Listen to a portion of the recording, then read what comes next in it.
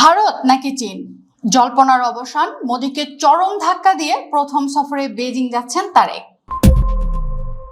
বাংলাদেশের নবনির্বাচিত প্রধানমন্ত্রী তারেক রহমান তার প্রথম বিদেশ সফরের জন্য কোন দেশ বেছে নেবেন, ভারত নাকি চীন? এই একটি প্রশ্ন নিয়ে গত কয়েক মাস ধরে সাউথ ব্লকে রীতিমতো স্নায়ুযুদ্ধ চলছিল। কিন্তু এবার সেই প্রতীক্ষার অবসান ঘটিয়ে ভারতের গালে এক চরম কূটনৈতিক চপেটাঘাত করতে যাচ্ছে ঢাকা। নির্ভরযোগ্য কূটনৈতিক সূত্র ও ভারতীয় গণমাধ্যম এনডিটিভির প্রতিবেদন দিল্লির রাতের ঘুম হারাম করে দিয়েছে। জানা গেছে, প্রধানমন্ত্রী তারেক রহমান তার প্রথম এবং সবচেয়ে গুরুত্বপূর্ণ বিদেশ সফরের গন্তব্য হিসেবে বেছে নিতে চলেছেন বেজিংকে। আগামী জুনের শেষ দিকে এই মেগা সফরের প্রস্তুতি নিতে যাচ্ছে ঢাকা। আর এর মধ্য দিয়েই দক্ষিণ এশিয়ার ভূ রাজনীতিতে এক নতুন এবং স্বাধীন যুগের সূচনা হতে যাচ্ছে। এই সফরের সবচেয়ে বড় এবং হারহিম করা এজেন্ডা হলো তিস্তা নদী পুনরুদ্ধার ও সমন্বিত ব্যবস্থাপনা প্রকল্প। গত 15 বছর ধরে ভারত কেবল কারিগরি দখলের নামে বাংলাদেশকে ধোঁকা দিয়ে আসছিল। 2011 সালে মমতার আপত্তির দোহাই দিয়ে যে চুক্তি ঝুলিয়ে রাখা হয়েছিল, আজ মমতা ক্ষমতাচ্যুত হওয়ার পরও সেই একই ফাঁকা বলি আওড়াচ্ছে মোদী সরকার।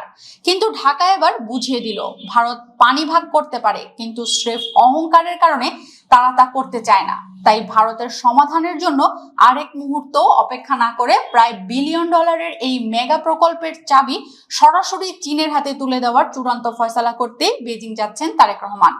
তিস্তা শুধু একটি নদী নয়, এটি ভারতের জন্য এক মারাত্মক সামরিক দুর্বলতা। নদীটির ভাটির এলাকা ভারতের সবচেয়ে ঝুঁকিপূর্ণ শিলিগুড়ি করিডোর বা চিকেন নেক্স এর একেবারে সীমান্তবর্তী। মাত্র 20 কিলোমিটার চড়া এই করিডোরটি ভারতের উত্তর পূর্বাঞ্চলীয় রাজ্যগুলোর সাথে মূল ভূখণ্ডের একমাত্র স্থল সংযোগ। ভারতের সাবেক পররাষ্ট্র সচিব হর্ষবর্ধন শ্রিংলা এনডিটিভিকে দেওয়া সাক্ষাৎকারের এই চরম অস্তিত্ব সংকটের কথা স্বীকার করেছেন। ভারতের চোখে এই স্পর্শকাতর জায়গা বাংলাদেশের ভেতরে চীনের মেগা প্রকল্প এবং চীনা প্রকৌশলীদের উপস্থিতি মানেই হলো ভারতের গলার ঠিক পাশেই চীনের আস্ত একটি সামরিক ও নজরদারি টাওয়ার স্থাপন।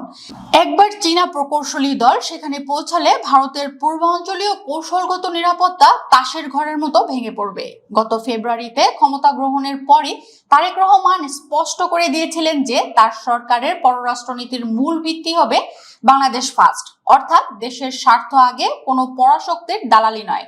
নির্বাচনের পর নরেন্দ্র মোদী তড়িঘড়ি করে তারেক রহমানকে অভিনন্দন জানিয়ে ভারতে আসার আমন্ত্রণ জানালেও ঢাকা প্রমাণ করে দিল যে তারা আর কোনো দ্বিমুখী লেন্স বা জিরো সাম গেমে বিশ্বাস করে না।